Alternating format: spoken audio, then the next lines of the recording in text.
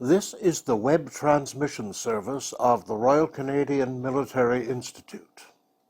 Following our first Defence and Security Studies event in January, examining potential international challenges in Canadian foreign relations, our second panel looks at North Korea with former Canadian diplomat James Trottier, and at Iran with Professor Pierre Pahlavi of the Canadian Forces College. Program at the Royal Canadian Military Institute in Toronto. And it's my pleasure to welcome you tonight to the second Defense and Security Studies Program speaker event for 2021. Last month, our focus was on Russia and China. And we had two excellent presentations, one by Marcus Kolga on Russia and one on China by Jonathan Manthorpe. And the theme that we were attempting to address at that point was really looking at the international security environment and focusing in on four of the states that were recently identified by Canadian intelligence agencies as the greatest potential threats to Canadian national security, being Russia, China, North Korea, and Iran. So this month, no surprise, our focus is indeed on North Korea and Iran. Let me start off by saying that, unfortunately, Dr. Pierre Pahlavi, who was to speak to us on Iran, was not able to attend tonight for personal reasons. That's the bad news. The good news is that he has provided us with a video of the presentation that he was going to give, and we'll watch part of that video in the second portion of tonight's presentation, roughly about 30 minutes of it. The whole video actually lasts about an hour, and as is our norm, we will post both James Trottier's presentation this evening on North Korea and other subjects, I understand, and Dr. Pahlavi's entire video so that you can watch the first portion. I'm going to do a little bit of setup for that video before we see it, so that you understand some of the background before we leap right into it. So following Dr. Trottier's presentation tonight, James Trottier's presentation, there will be a Q&A. And we'll take as much time as we need to go through all the questions that you have. And then once James's presentation and Q&A are finished, I'll take just a couple of minutes to set up the video, and we'll watch about 30 minutes of that video. At the end of that, we can do a Q&A with myself. We can also chat amongst ourselves and bring out any points that you want to emphasize in terms of Iran. So I'm looking forward to tonight's presentation, and we're going to start off with James very shortly. And what I would like to do, if I may, is begin with his personal introduction, which is entirely impressive, I must say. So if you would allow me, James Trottier is a fellow of the Canadian Global Affairs Institute, a lawyer and a former career Canadian diplomat with extensive experience in Asia and elsewhere. He headed the political economic programs at the Canadian embassies in South Korea, Thailand, and the Philippines, and was also accredited to Myanmar, which is very much in the news today, and I think he may be making the odd comment on that, I suspect, tonight. Laos, Vietnam, and North Korea, where he led 4 diplomatic missions in 2015 and 2016, while concurrently heading political economic affairs at the Canadian Embassy in Seoul, where he also served as diplomatic liaison to the U.S. forces in South Korea.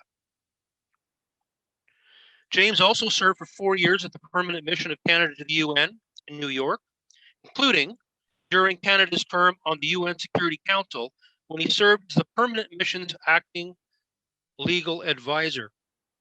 At headquarters, he was responsible for Canada's political relations with the European Union. Now, since leaving foreign service, James has been very busy. He's continued to write extensively on North Korean issues and is considered one of Canada's foremost experts on North Korea. He is regularly invited to participate in expert panels at international conferences on North Korea and is consulted by think tanks, governments, embassies, and the electronic and print media, where he is a regular commentator, as I have been reading, including in Globe and Mail, Ottawa Citizen, CTV, CBC, and many, many others. Now, he's also written on Myanmar, which, as I mentioned, has been in the news, where he served the Canadian Embassy as political advisor for 5 years and met regularly with Aung San Suu Kyi, other opposition figures, and the military. He recently published an op-ed on Myanmar in the Globe and Mail in the aftermath of the coup in Myanmar. James graduated from Osgoode Hall Law School in Toronto and holds an MA in modern history from the University of Toronto. We're very fortunate to have James, who's obviously very busy, with us tonight, and we're looking forward to hearing his views on North Korea specifically, but other things that I think he may want to talk to us about as well. So if I may, I'm going to ask Sylvia now to turn the microphone over to James. And James, thank you very much for your willing to participate in the Royal Canadian Military Institute Defense and Security Studies program. And we're all looking very much forward to hearing what you have to say to us this evening. Sylvia, thank you. And James, thank you. Well, thank you, and welcome to everybody. And thank you for the invitation this evening. And thank you to Dan for the kind introduction. As Dan had mentioned, I led 4 diplomatic missions to North Korea in an ultimately successful effort to free a Canadian prisoner, Pastor Hun Soo Lim. I might add that I had the distinction of being the only Canadian lawyer and the first diplomat, along with the Swedish ambassador, to ever attend a criminal trial in North Korea. This trial was actually a glimpse into the very secretive state, which manages to combine the unique with the commonplace. And it's a reminder that North Korea is not an abstraction, but a real place with real people. So this evening, I propose to look at the positions and situation of North Korea itself, as well as the U.S., South Korea, and China in their relations with North Korea. And I'll speak about the implications for Canada. I think it's appropriate to recall the words of former U.S. Secretary of Defense, William Perry, who once memorably said, quote, "The United States must deal with North Korea as it is rather than as it would wish it to be," unquote. This statement is regularly cited at meetings of North Korean watchers.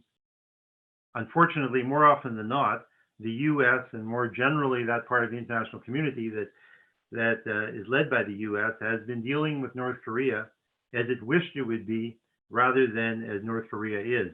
There have been intermittent signs of realism under the Clinton and Bush II administration, but these have been more the exception rather than the rule. And now we have yet another administration, the Biden administration, which has inherited a failed policy built on unrealistic expectations regarding what is possible regarding North Korea. It is said that one thing that keeps American presidents awake at night is the specter of North Korean nuclear weapons. It was the one issue that Barack Obama spoke to Donald Trump at length about in the meeting they had after Trump's election in 2016. And then during the Trump administration, after threatening Kim Jong-un with fire and fury, Trump met 3 times, as you know, with Kim in Singapore, in Hanoi, and then in the DMZ. But during this whole period, Kim continued to enhance his nuclear weapons and missiles inventory throughout the Trump years, weapons that may be able to reach North America. So how to characterize Trump's summit diplomacy? Trump's diplomacy with North Korea was the triumph of spectacle over substance. The summits between Trump and Kim changed the tone, but not the substance of relations between North Korea and the US. The meetings between Trump and Kim increased in spectacle in proportion to their decrease in substance and follow-up. So the first summit in Singapore in June of 2018 was high on spectacle and symbolism and light on substance. Basically, it resulted in an ambiguous and symbolic declaration which laid the seeds of the impasse in the months that followed. The second summit in Hanoi in February 2019 was all spectacle and no substance, with the summit collapsing amid mistaken assumptions and misconceptions. In Hanoi, Trump presented to Kim Jong-un an ultimatum crafted by then National Security Advisor John Bolton and guaranteed to be rejected by Kim. Give up all your nuclear capacity before any sanctions are lifted. I had actually spoken about such a proposal prior to the Singapore summit. I called it a full Bolton and said it was doomed if it was presented. It was not presented in Singapore, but it was presented in Hanoi. The third meeting at the DMZ was total spectacle. In the meantime, throughout all these meetings, North Korea continued to maintain and enhance its nuclear and missile capability. In the end, the Trump threat to fire and fury in 2017, followed by the summit, offset by the insistence on maintaining sanctions until North Korea denuclearized, proved to be ineffective and ended in an impasse. So inside North Korea, Kim Jong-un faces, like Joe Biden, great and simultaneous challenges. He has an economy already damaged by international sanctions and is also suffering grave repercussions from the shutdown of its borders due to concern about COVID, which itself poses an incalculable risk for a country with a rickety health system. Plus, there are natural disasters, including floods and crop failures, and of course, the stalemate in negotiations with the US and South Korea. The summits with Trump were sensational media events, including in North Korea, but did not deliver what the North Korean population had been led to believe, notably the easing of sanctions. As a result, the January 2021, so last month's Party Congress in Pyongyang, provided an opportunity for Kim to reset and retrench. Now, a feature of Kim Jong-un's regime, along with the enhancement of its nuclear and missile capability, has been the promise of reform and progress on the economic front. There's always been this two-track process. The novelty of the Party Congress in January was that Kim admitted that the regime had failed to deliver on the economic front while making a commitment to do better. The dilemma is that the only way to deliver on this commitment is the easing of sanctions and relief from the COVID border closure. But the only way sanctions can be eased is by reducing nuclear and missile capacity. Instead, on the nuclear and missile front, at the Party Congress, we saw Kim doubling down with promises of new and improved weapons, highlighted by the parading of some of these weapons, both at parades in January of 2021 and earlier in October of 2020. This is not surprising. Enhancement of its nuclear and missile capacity has been one of the few achievements the regime has had. The other achievement has ironically been the summits at with Kim at near parity with the US president. So in their tough language directed at South Korea during this Party Congress, the tough language directed at South Korea and the US, and in brandishing their nuclear capacity in a threatening manner, North Korea is reaching for their well-thumbed playbook.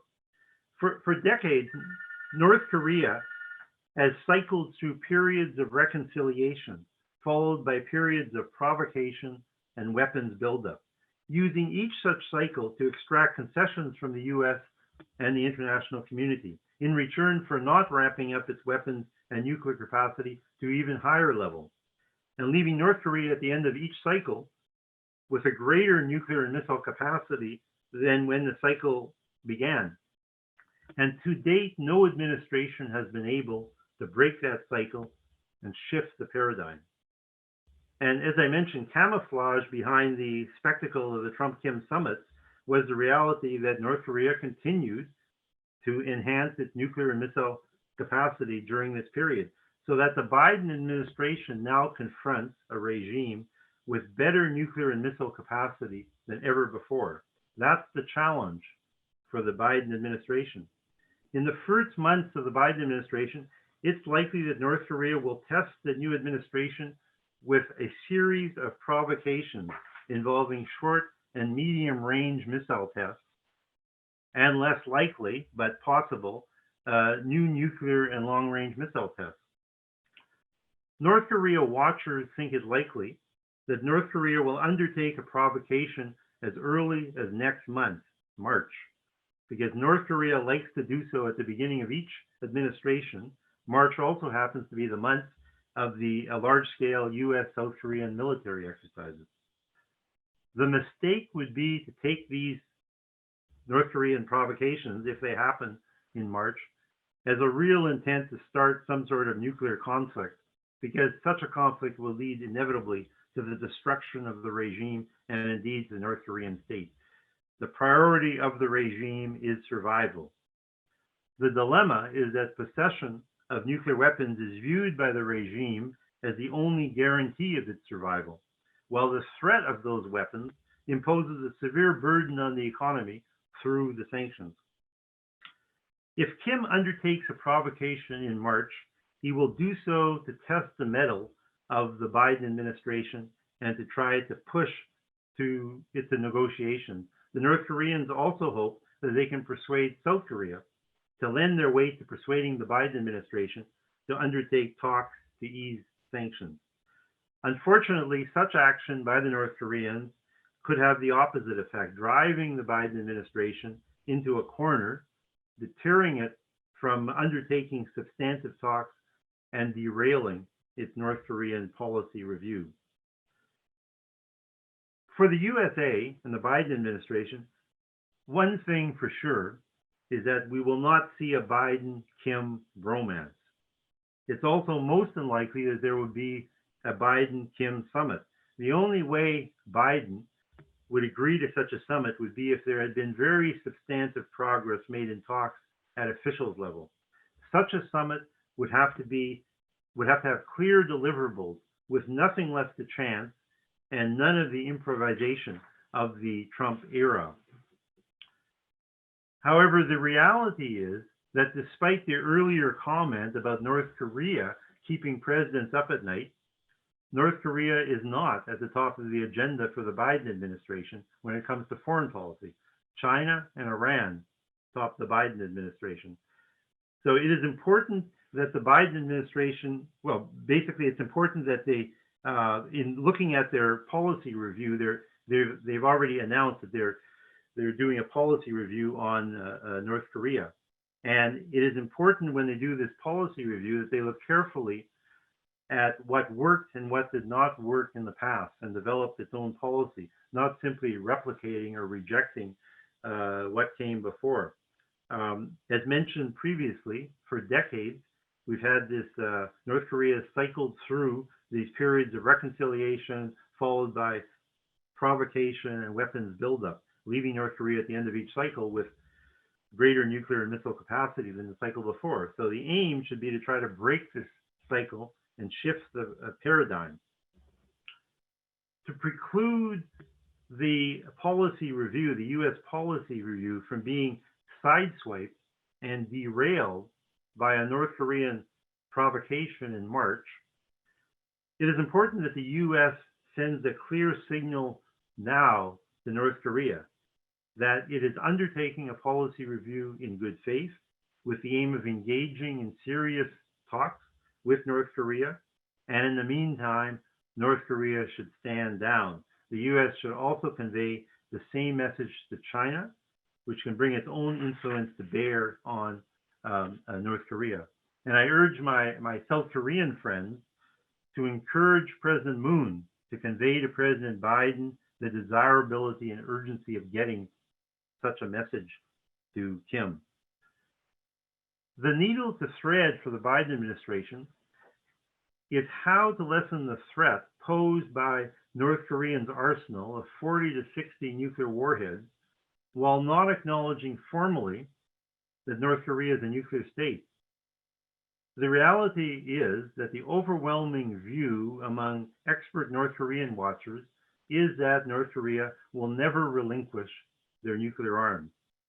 However, the awkward reality is that official recognition of North Korea's nuclear status is unacceptable to the US Congress, unacceptable to those concerned with the nuclear non-proliferation, and unacceptable to South Korea and Japan. There are real fears that any formal acceptance of North Korea's nuclear status would prompt South Korea and Japan to pursue their own nuclear weapons program, which would be very dangerous for regional security.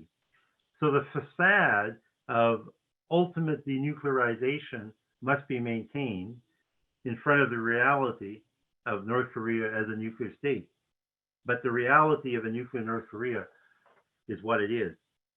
Therefore, in any talks proposed by the Biden administration, a non-starter is to demand, as the US did in Hanoi, that North Korea surrender its entire nuclear arsenal. This is guaranteed not only to end in an impasse, but to lead to a further North Korean enhancement of their nuclear and missile capacity. A temptation will be to return to the status quo ante, the strategic patience of the Obama administration, including retaining sanctions and no engagement with North Korea. This just kicks the problem down the road, with North Korea continuing to enhance its nuclear and missile capacity and sanctions gradually weakening with lax enforcement by China and Russia.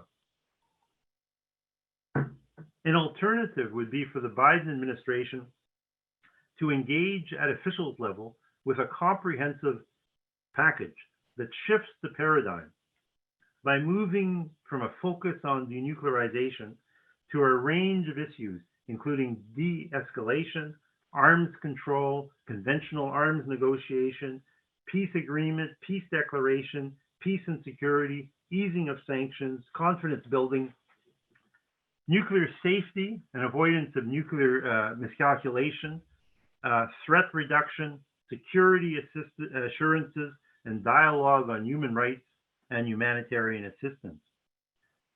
An approach by the Biden administration which deals with peace and stability and a new bilateral relationship in parallel to denuclearization and arms control and weapons reduction, and focuses on reciprocal and proportional action, near-term results, concrete improvements in security, confidence-building measures may offer the best route to success.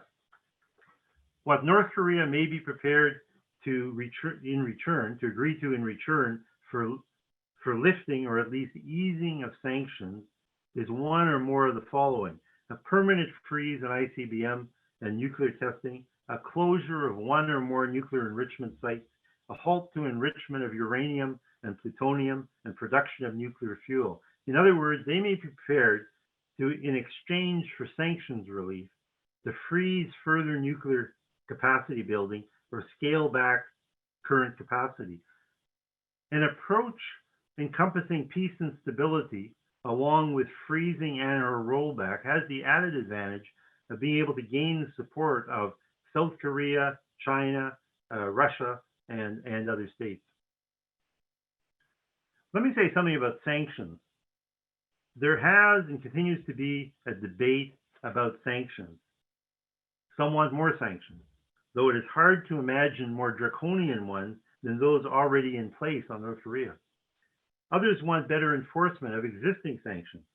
Many want easing of sanctions, ideally as trade-offs for North Korean action to scale back their nuclear program. However, there is a near consensus about one key aspect of sanctions, namely that sanctions have had zero impact on the nuclear and missile program, which is the point of the sanctions in the first place. Sanctions have had a definite negative impact on the overall economy and a serious detrimental impact on the health and well-being of the already undernourished and impoverished North Korean masses. However, sanctions have not had anywhere near the same impact on the elites, affecting their lifestyles rather than their well-being. But I would repeat that sanctions have had zero impact on the nuclear and missile program, which is the raison d'etre of the sanctions. The nuclear and missile program have continued to expand during the sanctions period, including the Trump years of maximum pressure, as well as détente. Moreover, sanctions enforcement is almost totally dependent on China and on Chinese enforcement, and it is questionable how long China will maintain sanctions if negotiations remain at an impasse. Finally, on sanctions and the North Korean nuclear program, I would cite Vladimir Putin's astute observation that the North Koreans would rather eat grass than give up their nuclear weapons. Let me say something about the restrictions as a result of the COVID threat.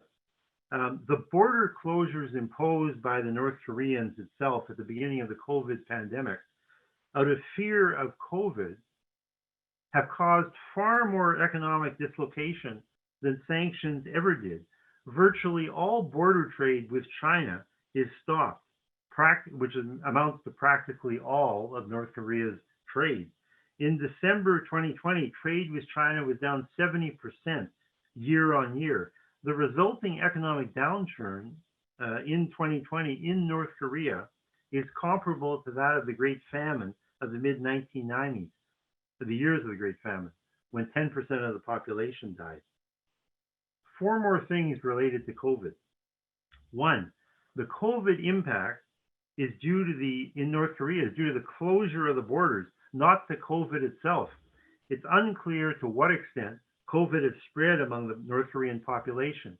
However, informed observers of the North Korean health sector, including an expert from the Harvard University Medical School with extensive experience working and training in North Korea, believes it's quite likely that the spread has been contained due to early and strict border closure. The second point is that if there was an actual spread of COVID in North Korea, it would be disastrous, as the rickety health system would be totally unable to cope with it.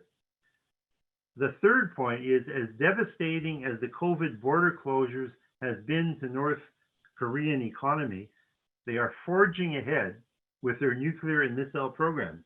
The point being that if COVID closure is not going to stop these programs, sanctions are certainly not going to persuade North Koreans to do so. And I refer you back to Putin's earlier observation. The final point about COVID is that North Koreans will need vaccines before they are comfortable opening their border to China.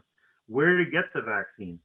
They've applied for 2 million doses to the international COVAX program, which has been in the news lately in Canada. So they've applied for 2 million doses, but they have 25 million people.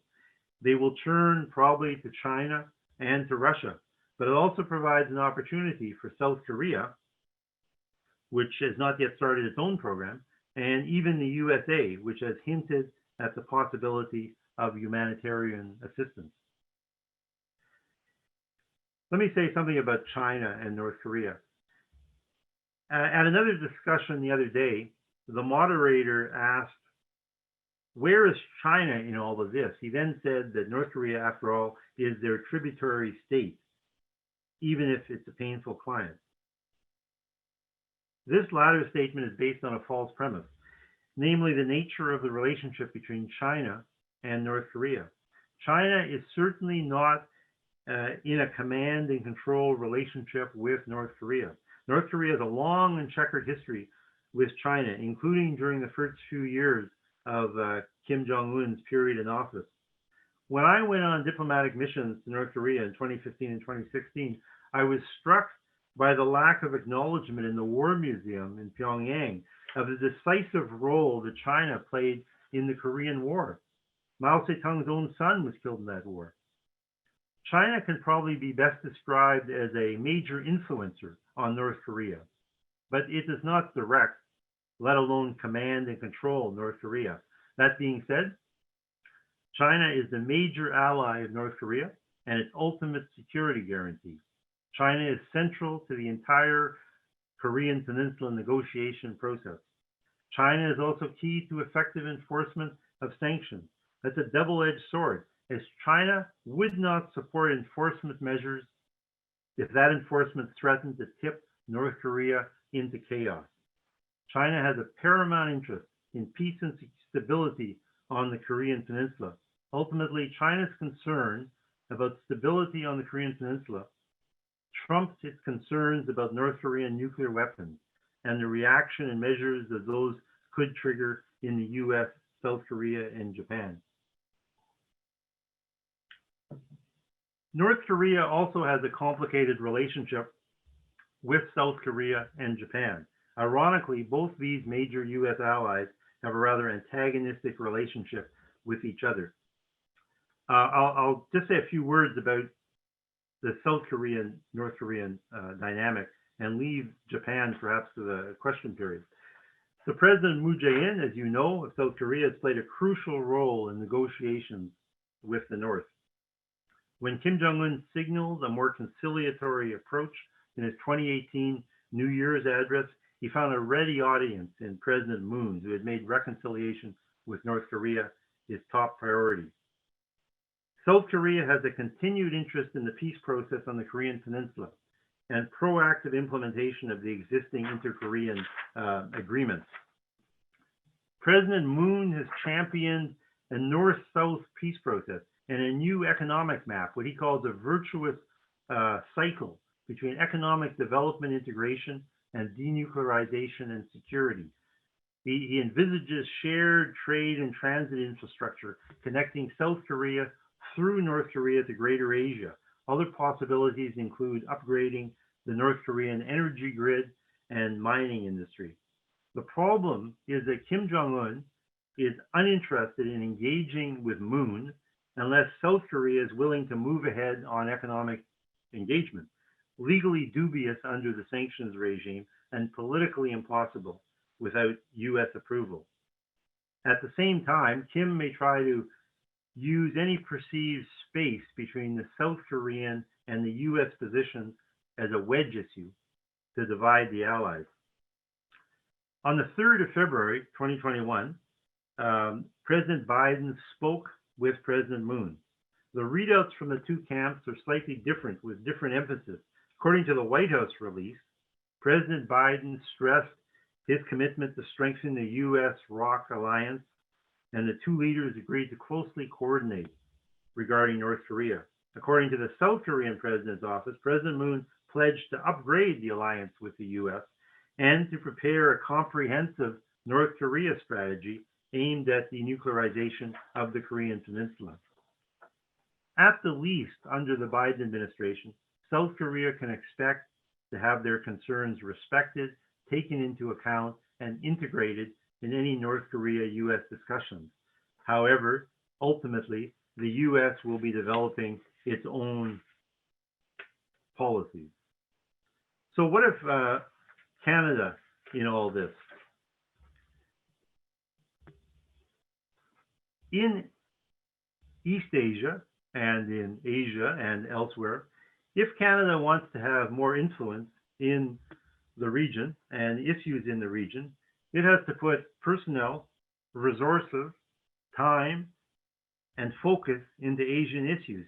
We have to commit for the long term and not think that trade or our legacy and reputation will suffice. Regarding the Korean Peninsula specifically, in South Korea, Canada is remembered and thanked for its participation in the Korean War, but we are noticeably absent from the countries having an influence in the still unresolved issues from that war. For example, though we have diplomatic relations with North Korea, there is no Canadian embassy in Pyongyang. Those 6 EU countries, including the UK and Germany, have embassies there. Instead, as with many other like-minded countries, we cover North Korea from South Korea.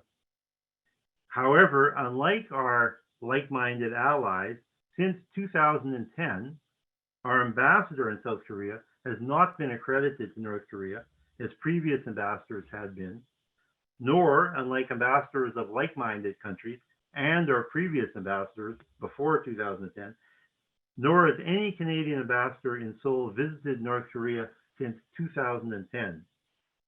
In fact, when I led these 4 diplomatic missions to North Korea in 2015 and 2016, I was the first Canadian diplomat to go there since 2010. The visits were occasioned by the imprisonment of a Canadian pastor. Because Canada had allowed relations to atrophy, it was a very laborious process to reestablish links so that we could assist and eventually free Pastor Lim after arduous efforts. We should not let this happen again. However, incidentally, we have not reinstated regular visits to North Korea since my departure in 2016. Without diplomatic eyes in North Korea, we are unable to get first-hand information about North Korea, nor are we able to convey Canadian messages directly to the North Korean government. Speaking from personal experience, I can say that after my own visits to North Korea, the Canadian Embassy's access, standing, and influence rose exponentially with the government of South Korea, the USA, and like-minded. So the single biggest thing the Canadian government can do is accredit the Canadian ambassador to South Korea, and then accredit the Canadian ambassador to South Korea to North Korea, and then establish a regular schedule of visits. That would put the Canadian ambassador on the same level as his or her peers in Seoul, and ensure that they were able to participate in and influence international discussions regarding North Korea. Similarly, we should renew the accreditation for Canada of the North Korean permanent representative to the UN in New York. Another thing Canada could do immediately to increase the funds we provide to the World Food Program and UNICEF for early childhood feeding programs in North Korea. We could look for opportunities to assist North Korea to deal with COVID, including looking at assistance regarding vaccines. Before I wrap up, just let me say a final word about North America missile defense in Canada. First, I hope that I've explained clearly that the North Korean regime may be aggressive, it is ruthless, but it is not suicidal. So it is not about to start a nuclear war. However, miscommunication and accidents do happen.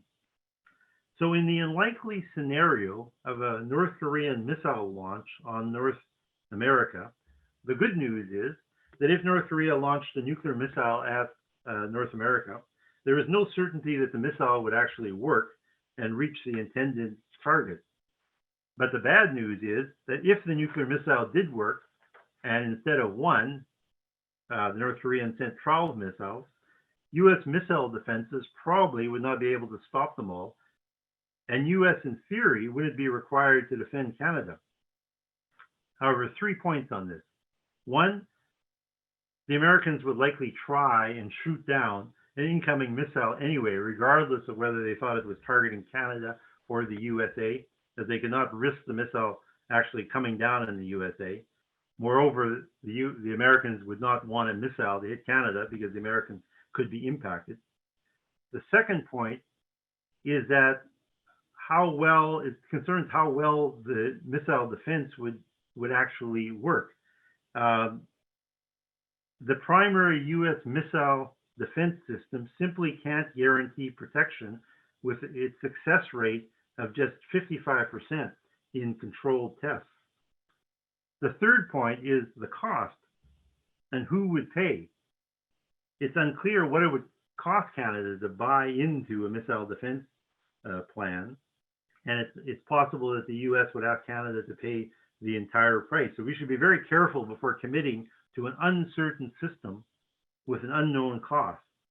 The bottom line, given all the uncertainties surrounding this whole scenario, maximum efforts need to be deployed so that we are never faced with this situation, meaning that the North Korean nuclear threat is at least reduced, if not eliminated entirely, through these processes that I have mentioned. So I would just leave it at that, and thanks for your attention. James, thank you very much for that. A lot of information to unpack in a short time, but we're going to give it a try. So folks, as I indicated in my my chat message, if you have a question for James, you can type it into the chat function, or you can use the what's called uh, raise your hand function at the bottom of the screen. Either way, we'll pick up your question and hopefully get through as many of them as possible. So James, let me start off with a question, and you really sort of ended your presentation on this note with respect to the potential threat of an actual North Korean missile attack on North America. So one of our questions is there a plan for retaliation in the event that North Korea attempted to use a nuclear weapon, or I presume the idea is that it actually did, and to what extent is North Korea, China, and Russia aware of how, or North America, the US, I guess specifically, would likely react to that? Is that what you mean by, in essence, not wanting to be suicidal? Well, there are two aspects. The suicidal refers to the idea that North Korea is building up a mass of nuclear weapons in order to be able to have a first strike option and to basically launch into some aggressive into a war. North Korea knows, and the United States knows, everybody knows that the end result of such a war would be the complete destruction of the regime and of North Korea. And despite Kim Jong-un's flaws, it's a mistake to think that he's not a rational being. As you had mentioned, I was the diplomatic liaison with U.S. forces in Korea. They certainly considered him to be a rational being. And so I think that the danger is not that there would be a deliberate action. It's more an action from miscommunication, misinformation, miscalculation. And that's the danger for both these launches, but also in regards to any sort of conventional conflict on the Korean Peninsula. There's always the danger of people misreading the other's intention. And I just give you an example. I participated last week in a conference at Harvard on North Korea security. And there was a China expert on the call. And she, even though she self-admittedly said she didn't know much about North Korea, she kind of cavalierly said, if the Americans detect a missile on the launch pad, they should just go in and take it out. And the North Koreans would understand that this was a preemptive act, but it wasn't part of a entree to a larger conflict. And she sort of said that in a cavalier manner. And one of the other panelists was the former commander of U.S. forces in South Korea. And he said, that's terrible thing. That's a terrible piece of advice and a terrible idea. And you have no idea of what the North Koreans, how they could react to this, how they could read such an attack. But that's the sort of miscalculation that can occur in these situations. So what appears from one side to be some sort of signal, some sort of is so subtle, or at least is just misinterpreted by the other side, and that can affect both these the missile launches, but also just on the ground conventional warfare on the peninsula. Okay. So James, does North Korea have the capability of producing these nuclear weapons entirely on their own, or are they being assisted by other states? And do we believe they already have a capability of producing missiles that can actually reach North America at this point, or is that merely speculative? So I think that according to published sources, they already have them. They have, the estimate is 40 to 60 nuclear warheads.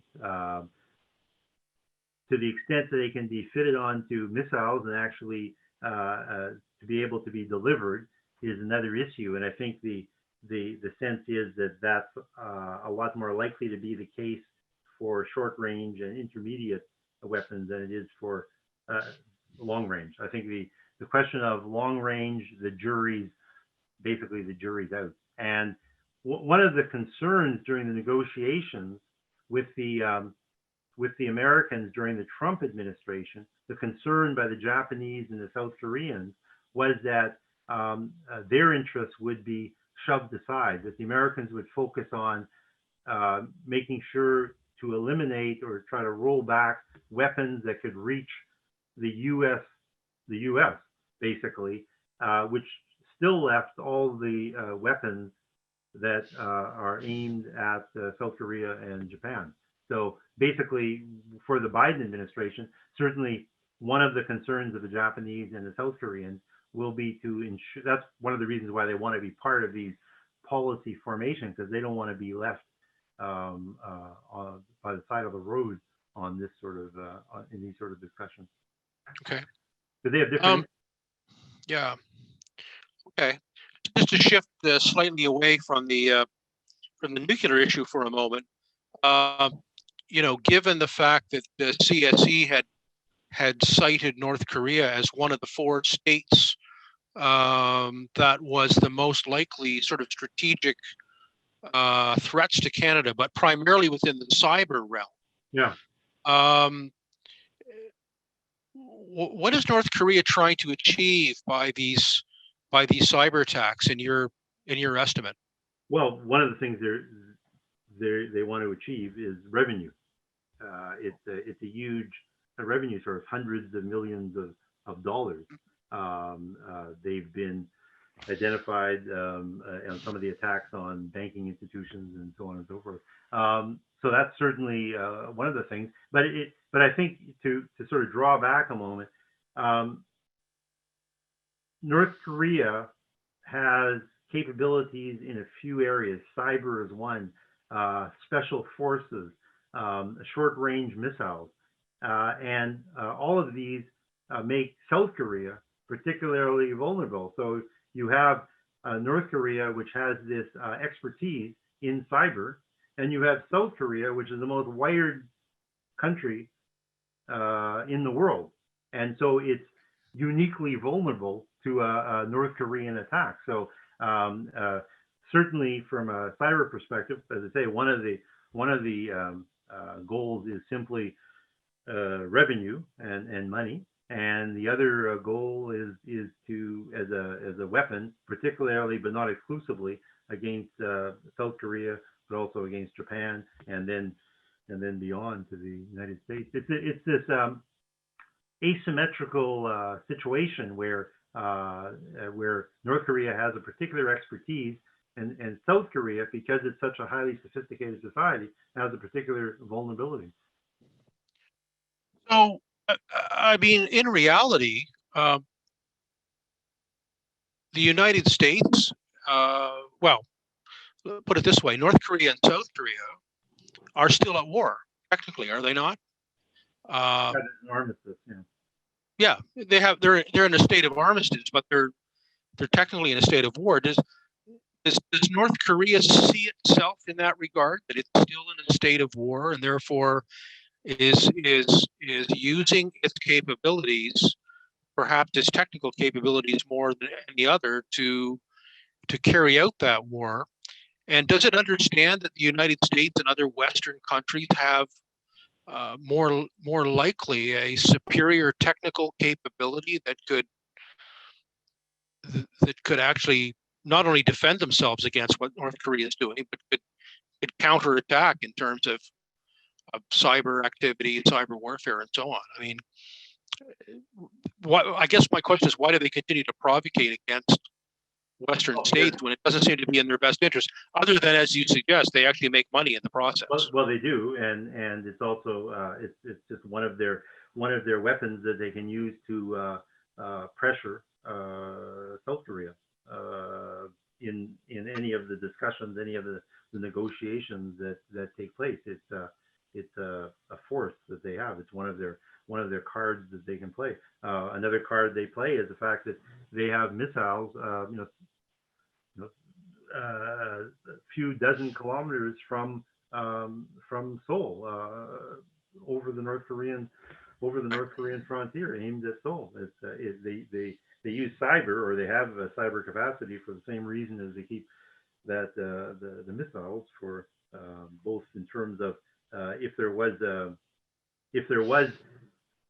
were to use them one day, they'd be a very powerful weapon. But beyond that, before that day, or if that day never comes, they're used in the meantime for pressure purposes and for negotiations. I mean, it's one of the things, one of the reasons, for instance, to go back to the nuclear for a moment, why the North Koreans would have continued to ramp up their missile and nuclear capacity would be in order to have something to trade away in future talks with the United States regarding sanctions. They don't want to go to the heart of their nuclear arsenal. They will never give up that, but they may give up their ICBMs. They may give up their growth, their capacity to extend their force. So they have to build up in order to be able to let go of some. Okay. I mean, many people would assess North Korea essentially as a failed state. A failed state that happens to have nuclear weapons, which, as I think, as you said earlier in your presentation, the objective of the regime is simply to maintain power. And obviously, nuclear weapons is one of the instruments they're using to do that. I mean, do you think ultimately there can be a resolution between North and South Korea such that there could be a unified Korean state, and would China buy into that vision? Do they see that ultimately as a threat to their own political system if there's a successful Korea? Well, it depends how that Korea would come to be in place, a unified state. If it meant for the Chinese American forces up on the Chinese border, no, it would not be. It would not be acceptable. For both the South and the North, I mean, unification is kind of like this holy grail, but it's more of a I wouldn't even say distant pursuit, kind of an ideal rather than a practical objective. In reality, because South Korea's idea of unification would be, their heaven of unification would be North Korea's hell, and vice versa. I mean, their image of what such a state would look like is completely opposed to what the other state would want it to look like. So I think that, but it's there. No one will renounce unification. For instance, in the South, it was very big under previous President Park. There was a whole cottage industry built around unification, but it was always this kind of shining object in the distance. I think what President Moon is focused on is what are the practical measures that can be done to bring together, for instance, the North Korean and South Korean economies.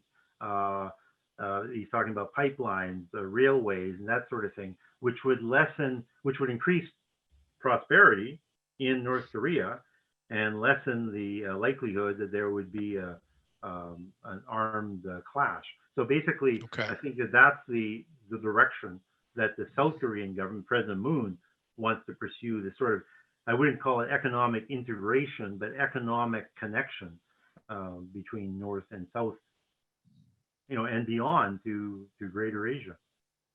Okay. James, thank you very much for that. I think if you do manage to stay around to the end of the Iranian piece, and people have any other questions for you, that would be great. But I think what we'll do right now is I'll start to shift gears towards Iran, if I may, and on behalf of everybody, thank you for your very insightful presentation. It's this is not an easy problem to be solved anytime soon. But fortunately, we have people like you around that have the experience and the insight to help us do that. So that's great. Thanks for the invitation. You're more than welcome. Next time, hopefully, we'll see you live in the RCMI. Great. Maybe that's getting sooner. I'm not sure.